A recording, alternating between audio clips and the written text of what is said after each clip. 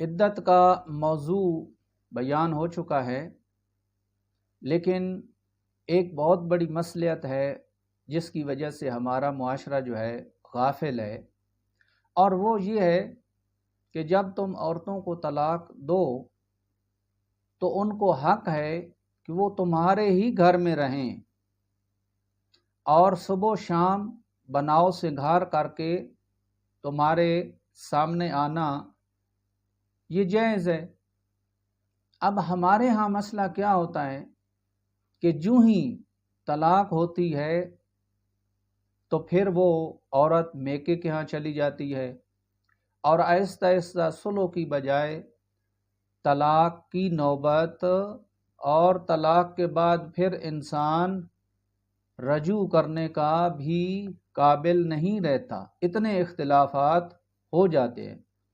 حالانکہ اگر وہ اپنی عدت کے دوران اپنے شوہر کے گھر میں ہی رہے، کمرے میں رہے، تو یقیناً 10 دن، 20 دن، 1 مہینہ، 2 مہینہ،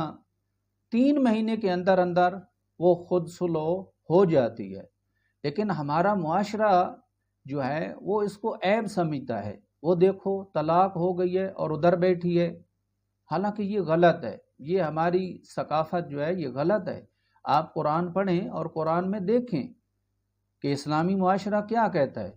بس ہم سنی سنائی باتوں پر اور اپنے آپ ایک دین ایجاد کر لیتے ہیں اور اپنے احکام بنا لیتے ہیں۔ اسلام کو آہستہ آہستہ دیکھو، اسلام کی ایک ثقافت اور تمدن ہے، اور دیکھا گیا ایران کے اندر کہ عورت طلاق لینا چاہتی ہے تو 3 مہینے تک پہلا ان کا پیریڈ ہوتا ہے، ان کو صلح کرانے کی کوشش کرتے ہیں، پھر اس کے بعد وہ جب عدالت میں جاتے ہیں تو پھر شرائط وغیرہ گزارتے ہیں اور وہ اکٹھے رہتے ہیں، حالانکہ لیتے طلاق ہیں، لیکن کارروائی کے دوران آخر جب تک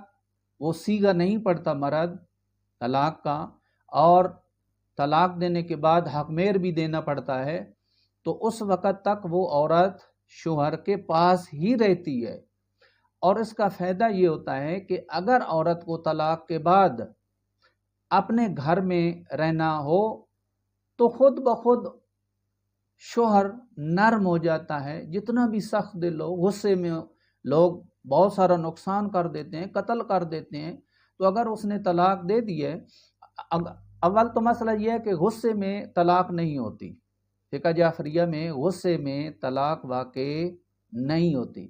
اور طلاق صرف یہ نہیں ہے کہ یہ کہہ دیں میں نے آپ کو طلاق دے دی اور وہ چلی گئی، نہیں، ہمارے یہاں یہ طلاق نہیں ہے۔ طلاق کے لیے 2 گواہوں کی ضرورت ہوتی ہے، اگر 2 گواہ موجود نہیں ہیں تو طلاق نہیں ہوئی، یعنی مرد صیغہ پڑے طلاق کا اور 2 گواہ سنیں اور اس کے بعد بے شک لکھیں یا نہ لکھیں، طلاق واقع ہو جاتی ہے۔ لیکن بعض اوقات چونکہ ہمارے ہاں 2 گواہوں کی ضرورت ہے اور اہل سنت کے ہاں جو ہے وہ 2 گواہوں کی ضرورت نہیں ہے۔ ہاں، نکاح کے وقت ہمارے ہاں ضرورت نہیں ہے، فقہ جعفریہ میں 2 گواہوں کی ضرورت نہیں ہے، اگر ہوں تو بہتر ہے، مستحب ہے، لیکن واجب نہیں ہے۔ لیکن اہل سنت کے ہاں نکاح کے وقت واجب ہے کہ گواہ ہوں، جب تک گواہ نہ ہوں ان کا نکاح نہیں ہوتا۔ تو یہ برعکس ہے، ہمارے ہاں طلاق میں 2